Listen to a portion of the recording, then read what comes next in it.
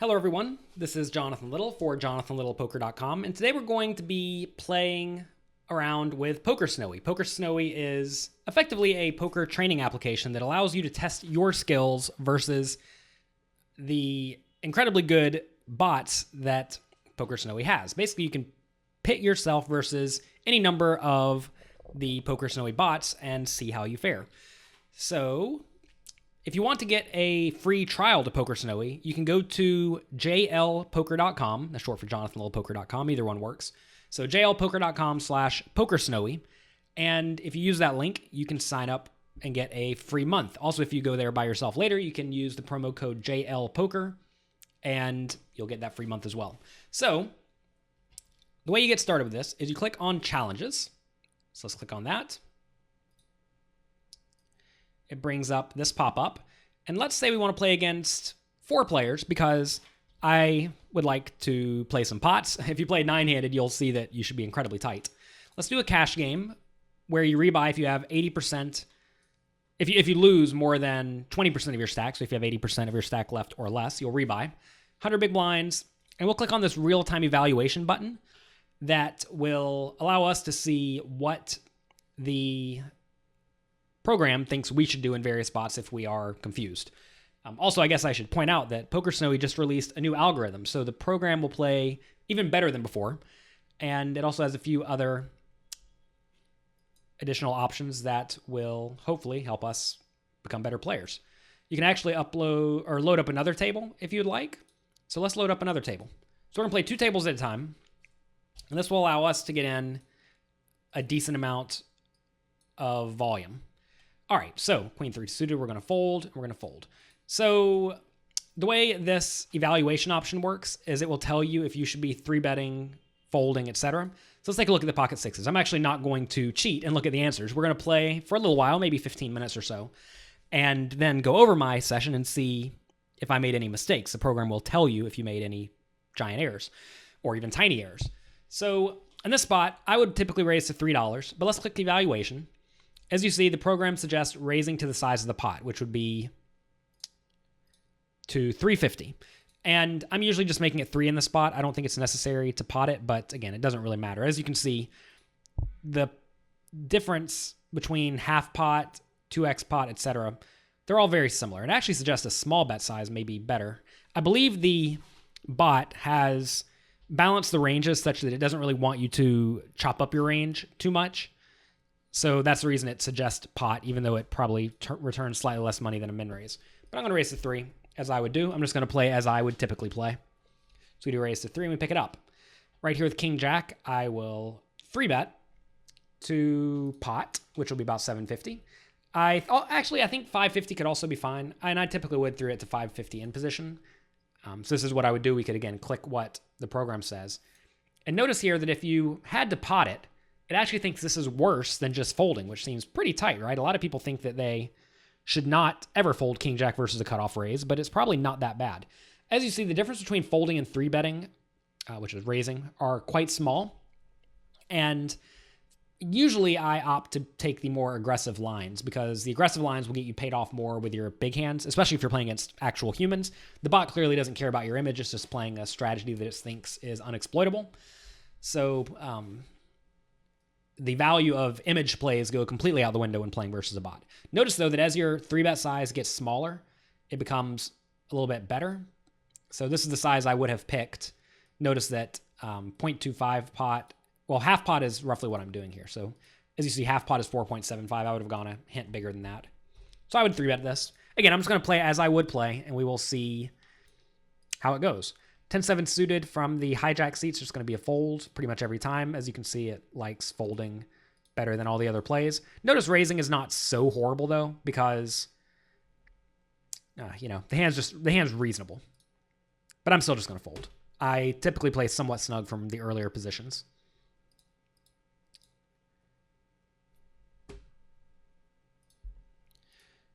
All right, so the way I play from the small blind and the way the program suggests playing from the small blind is a bit different. I really love using a limping strategy. We actually go through a pretty in-depth webinar at pokercoaching.com where I explain why I like probably like an 80% limping strategy from the small blind. We're not going to go into that today, but I like that strategy. However, PokerSnowie recommends a different strategy, and I would like to learn how to play that strategy. My main issue is that I think a lot of people play very splashy from the big blind whenever the small blind raises, real humans at least. Like, I don't think the big blind is ever folding. So if I pot it, I think we're getting called a ton, and I don't really want that to happen. So anyway, I would typically call this, and I am going to call this, but let's just take a look at what the application says. And you see calling and raising are close in EV. So interesting that if you had to pick between a min raise and a limp, it suggests you min raise very rarely. Anyway, I'm going to call. In this spot, we could 3-bet or fold. I think I'm just going to go ahead and 3-bet, but folding's fine. This is a reasonable hand to be 3-betting. Ace-X suited is decent enough. I'm going to bet $1 here on the flop. If our opponent has nothing, he's probably just going to fold. If he called on that flop, I would probably give up because it's somewhat likely the opponent has at least king high. So I would have given up in that spot. At least king high. The opponent could certainly have better than king high. Ace-2 offsuit under the gun is going to be a fold. Queen, jack offsuit facing an under the gun raise. This is definitely a fold. 3-betting is probably going to be the next best option. And as you see, it is. The app or the program really does not like calling raises with hands that can be dominated like this. It much prefers 3-betting. As you see, 3-betting is slightly negative EV, whereas calling is pretty negative EV. And it does like you to have fold equity, which is very important to understand that when you do 3-bet, you want to have some fold equity. You don't want to re-raise small because your opponent's going to call every time and you're going to be in marginal shape. All right, king 8 offsuit facing a min raise. I don't love this spot. I would typically defend though, but I could see folding being fine given the initial raisers coming from earlier positions. So I'm going to call with this, but folding could be okay. And as you see, the difference between call and fold is very tiny. 2 cents different, 2 cent difference. So calling can't be that bad. And I imagine PokerSnowie's is going to classify this as an error, a quote unquote error. But if it is an error, it's about as small of an error as you can have, and it will make you look much more aggressive and get you more action versus regular players again. Because remember, the goal is not to beat the robot for the maximum amount of money. The goal is to learn how to play a solid, fundamentally sound strategy that you can take to real poker and use that to beat actual opponents. And it's good to understand that just playing tight aggressive is usually good, but at the same time, you have to understand that image concerns are a real thing in live poker. And if you play no hands, your opponents are just never going to pay you off. All right, so I'm going to check fold this flop. Right here, small blind limps. I imagine the bot's going to say to check, and I would check this pretty much every time, but I could see raising being acceptable. It actually suggests check. Okay, and again, notice check and raise are pretty comparable. If opponent checks the flop, I'm going to go ahead and bet, and we're going to go for 3 streets most likely. So let's bet $1 on the flop. If our opponent has nothing, he's probably going to fold. 7's an interesting card because if our opponent had any sort of a draw, he would definitely check call the flop. You have to think he would raise a lot of ace highs. So I don't know if I should be barreling this one or not. Let's go ahead and continue betting though. I'm going to bet. Let's see what the bot says. It says you should be betting sometimes. Notice as you start to bet bigger, you should be betting more often, which is interesting because I am betting a little bit on the bigger side. And we definitely have to continue barreling through the river. I don't really see how we cannot barrel this one. We have a 10 blocker. So I'm going to bet pot on the river. That is what I'm going to do. And as you see, pot and checking are pretty close. Interesting that if you're going to bet smaller, it suggests bet. But I was going to pot this river. And, we're going to get looked up sometimes, and sometimes we're going to get folds. And sure enough, we do get the folds. So that is very nice. That's a hand I think we should be bluffing with in particular because we have the 10 blocker. You're going to find that whenever you have blockers to the nut hands that your opponent could have, bluffing becomes a much better strategy. Right here, I'm going to fold. Notice the program says raising and folding are comparable. Actually, let's go ahead and raise for fun. We need to get content. So let's go ahead and raise. But I would typically fold this hand. Now we get 3-bet. We're going to fold every time. Notice that 4-betting is not advisable. Pretty much never. So we're going to fold. That's what I get for getting out of line. All right, so over here, I defended the big blind. It checks on the flop. That means our opponent's going to have a lot of ace highs and a lot of marginal pairs. Versus that range, do I want to start bluffing? And I don't think I do. I think I'm just going to check and let the opponent win. Again, same thing on the river. I'm just going to check. I don't think there's any point in bluffing. Notice that it doesn't really love betting. What this means, by the way, is that the program suggests you check 95% of the time and bet 5% of the time. And that's kind of interesting. That's something that I have an incredibly hard time balancing whenever I'm thinking about poker and playing poker. Because like, how do you pick which 5% to do this? And of course, I know everyone always says, oh, Harrington on Hold'em said use your watch. Well, you don't want to be looking at your watch every time you're playing, particularly in live poker, to try to balance your play. I think that's a little bit silly. And also, how do you know this is a spot where you need to be bluffing 5% of the time and checking 95? Like, what's the difference between 92 and 5%, or 80% and 80% and 95%? And it's not like you can just memorize every spot. So I have a very difficult time doing this as a human being. So I would just give up on this board. And we're going to lose a lot of the time to ace king or ace jack and stuff like that, which is what happens. Of course, we may be able to bluff our opponents off of that hand by the river, but I don't think that's the case too often. Right here with jack 9 suited, I'm going to 3-bet this. I think 3-betting this is probably better than folding or calling. So that's what I'm going to do. Let's see what the program suggests. It does suggest call, though, which is interesting. Notice that it thinks 3-betting is not so bad, slightly worse than calling. And as you 3-bet smaller, it becomes worse because you're going to get called way more often. So I would have 3-bet this one. Get ace XX flop. I'm just going to bet small. Let's bet $7. This bet's designed to try to get our opponents off of most unpaired hands. And as you see, the program does like a smallish bet. Kind of interesting that it prefers a half pot bet, which is 11. I was going to bet 7, though, so let's bet 7. And we do get it through. All right, 7-6 suited. Kind of interesting. I think we should either fold or 4-bet. And I imagine the program's just going to say to fold. So I'm going to fold, and I think folding's probably right most of the time. Wow, call. I'm surprised at call being the right play. I guess the fact that we are in position with a hand that flops well is enough. Let's actually see this. Is there a way to see the hand range? I think we can do this in the analysis later. All right, I was going to fold, so we'll fold, and it will scold me for this later. This is just going to be a fold from the small blind or a limp. Again, I'm going to use the limping strategy, and the program is going to say that we are making errors from the small blind most likely by limping. And now I'm going to limp re-raise to $11 and put our opponent in a bad spot. As you see, it's going to really not like re-raising, but I think this is a good strategy versus most actual humans. Now we're going to bet $8 on the flop. We're going to get called a decent amount, and the plan here is to barrel off. So hopefully the program does not call me down with a jack and make me look like a fool. So we get called, we get called. Now we got to go for it, I think. This was the plan. And it does call. So it does have 2 pair. So notice here, the program had 2 pair, right? And the question that you have to ask yourself is, does the opponent call down with worse than 2 pair? It's pretty hard to have 2 pair, right? And I think most real humans do not make the hero call there. And instead, they find folds by the river. So I don't know. That's an interesting spot where we're going to see what range it suggests I bluff the river with. But I imagine if I find myself on that river with that hand, it's probably going to suggest to bluff.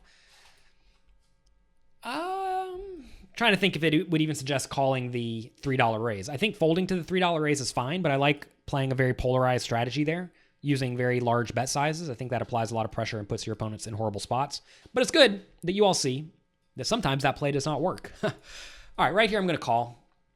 Notice it does say that calling is not such a good option. Folding is slightly better because it's multi-way. Then we're just going to check fold this flop. Facing a $2 bet, maybe I'm supposed to peel. Yeah, I'm going to call with the draws. Okay, there we go. I'm going to check this, but I'd be interested to see if it suggests leading sometimes. It suggests leading small as an option. Whenever the middle and bottom card pair, leading is always a decent play. And the reason leading is a decent play is because the check caller should very often have middle and bottom pair. So when a middle and bottom pair pairs on the turn, that's very good for the caller. So for that reason, if you're trying to be balanced, you should often lead very frequently in this spot. This is probably going to be a raise, but I wouldn't be shocked if it suggests folding. All right, so it does say raise. So I'm going to check this as I normally would do. And as you see, it does go check, check on the turn. Now on the river, we're going to pot it to try to get called by any ace, any queen. Notice all the draws missed. Maybe 2x pot's better here. You know what? I'm going to bet $20 here. I'm going to 2x pot it. Notice here that 2x pot actually returns the most equity $14. Oh, I don't know if this is, I don't know exactly how this equity works, but it gives us the biggest number, right? Potting it's 1278. 2x pot is 1380. So I'm going to bet $20 here, hoping to get called by any ace. And I do think the opponent could have an ace. The opponent should certainly be checking an ace in that spot. He'll raise tiny over the limp. When we get limp, re-raise small. That's interesting. Guess we'll wrap it up after these hands. What do we think our opponent's re-raising a small with? It's probably a pretty wide range of strong hands. Well, I say wide range. Probably a range of mostly strong hands. I'm going to go ahead and re-raise this. I don't think we need to make it huge. Let's make it 18. Let's make it 16 and see what happens. This could be just obviously face up and the bot's not going to pay us. So maybe that was an error. All right, let's go ahead and close the program. So notice here, do you really want to quit? I do. Within a few minutes, your session will appear in the import manager for further analysis. All right, let's go to do that. So we'll quit here. Here I raised pre-flop. This guy called. We're going to call the flop. I'm pretty sure the bot likes to lead with a lot of marginal high cards and just air. So now we're going to check the turn and continue checking the river. Did have pocket eights and we lose a tiny pot, which is fine. All right, so what we do now is we click on import.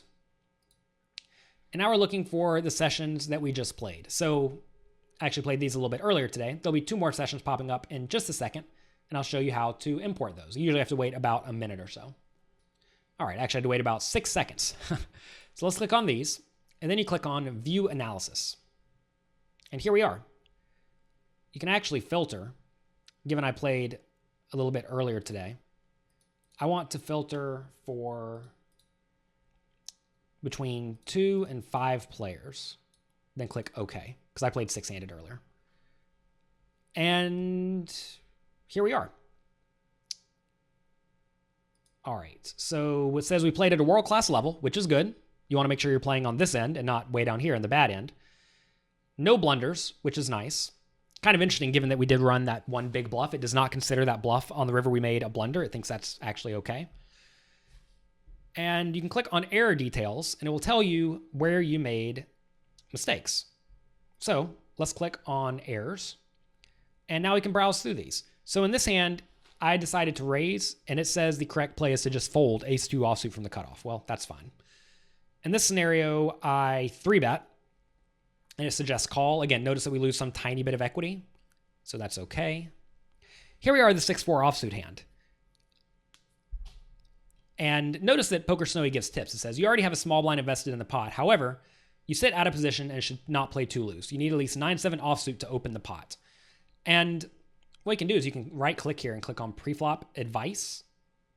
And it'll tell you what the program suggests doing. And notice this is some spattering of some limps, some raises, etc.